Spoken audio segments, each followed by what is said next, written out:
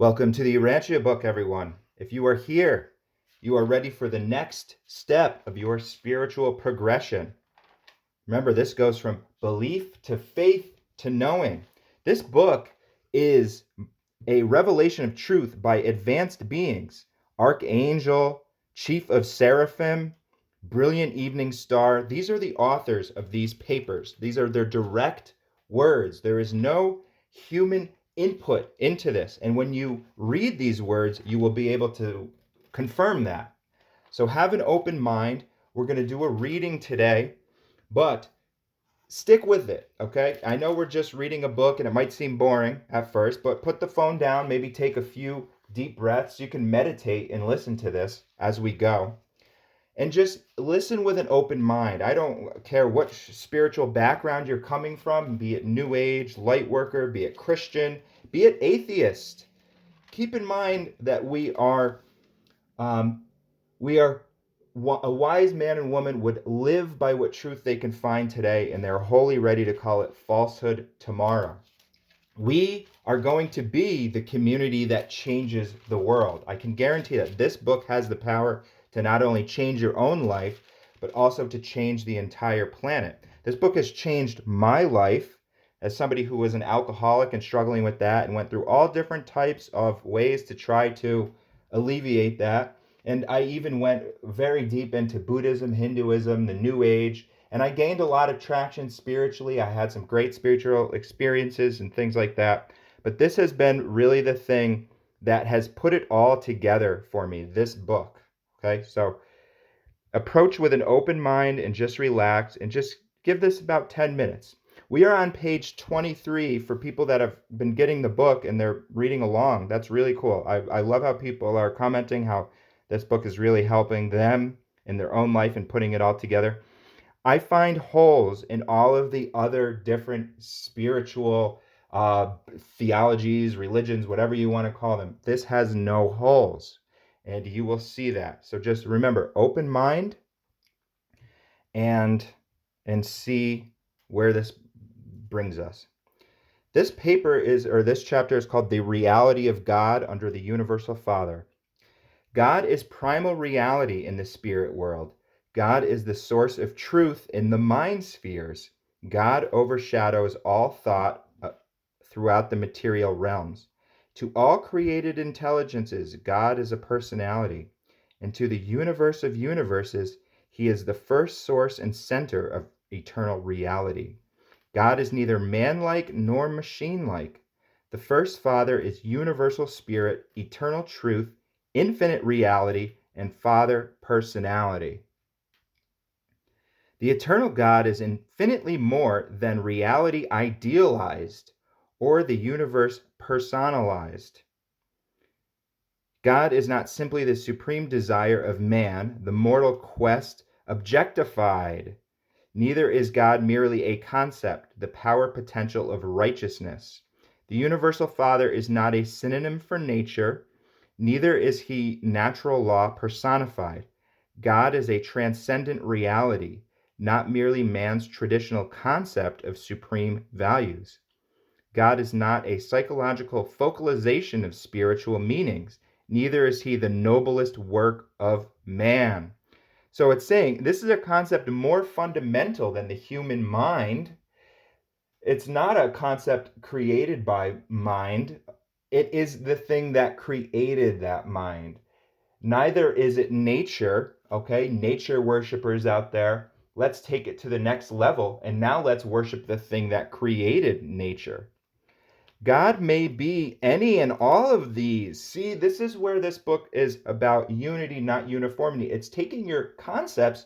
Let's say you were a nature worshiper. Well, God may be nature personified, okay? It may be that might be one aspect of it because God created nature. So it's easy to see the avenue towards saying, wow, that tree out there is perfect or whatever. And there must be some aspect or avenue of the universe that must be so much more beyond and wise than me in order to make this tree here, in order for me to appreciate this tree. And they even say, maybe in something in Buddhism or something, that you can contemplate a seed for your entire life. Because think of that blueprint that's within a seed that turns into a tree. So it's not saying, okay, so let's read on. God may be any and all of these concepts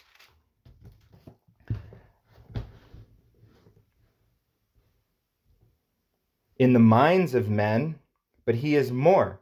He is a saving person and a loving father to all who enjoy spiritual peace on earth and who crave to experience personality survival in death. So this is how we're going to be the Urantia book community is going to be the community that changes the world, because we understand that this is a father to all who enjoy spiritual peace. We don't care if you're a Hindu or Buddhist or whatever, or Christian or whatever, okay? Anybody who is enjoying this peace, not just on earth either. This book teaches in all of the universes, right? This is central and super universes, plural, everybody. Vast. That loving father is the father for all, okay? And that unity is going to be what changes the world, because we wouldn't be able to wage war against somebody else who is in this spiritual kingdom. And it's even a kingdom of non-believers as well, because they are just simply on their path. They're going to have this dawning, this realization is going to hit them, and it might be on their deathbed, or it might even be after, when they're resurrected in the halls of eternity. They're going to say, oh, geez, well, I was resurrected. I'm a believer now. So that's why this isn't just a fellowship of believers either. Atheists are here, and they're just simply potential, okay? It's possible that maybe they won't actualize that potential, but that's not up to us. We're welcoming them regardless. And we're not going to do war or violence against somebody who doesn't believe or anything like that. So it's that simplicity which is going to be the thing that changes the world. The actuality of the existence of God is demonstrated in human experience by the indwelling of the divine presence, the spirit monitor sent from paradise to live in the mortal mind of man, and there assists in evolving the immortal soul of the eternal survival. The presence of this divine adjuster in the human mind is disclosed by three experiential phenomena. One, the intellectual capacity for knowing God, God consciousness. Two, the spiritual urge to find God, God seeking. Three, the personality craving to be like God, the wholehearted desire to do the Father's will. So that is directing you towards your divine presence within you, the spirit monitor. See how that's capitalized? That is that essence which they call the thought adjuster. They call it the mystery monitor, the father fragment. It is your spirit, is simply put. That is the aspect of you that is not of this world, was not from this world, came from God. So, those are the three. All right, so you got the intellectual capacity, that's God consciousness. That's a term that's in a lot of our different various religious institutions and faiths and things. God seeking. All right, we are not completed here. We are continuing on our journey. And wholehearted desire to do the Father's will. That's that service and love mentality. That's up to you. That's why it's about unity, not uniformity. Your individual religion, your approach to God, that is what you and the Father decide that on your own, what that Father's will is for you, okay? Because it might be different, but it's going to be loving. The existence of God can never be proved by scientific experiment or by the pure reason of logical deduction. So, that right there, folks, there's never going to be a proof for God. And that's the way that the universe is set up. Faith is important in the universe. So you can stop even getting into debates with people. When the people say, well, prove it. Well, you can prove it personally, and that's what this will tell you.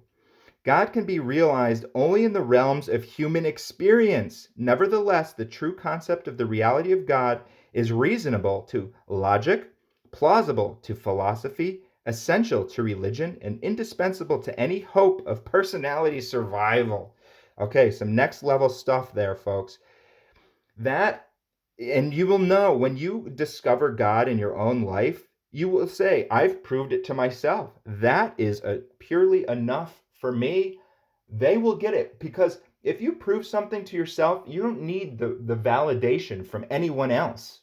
I don't care if anybody else in the entire planet knows the reality of God, because I know that. It's not just my belief or faith anymore. I know the reality of God beyond a shadow of a doubt, and I will know this until for eternity. There's nothing in the world that convinced me, because I've had these personal experiences which are not of this world.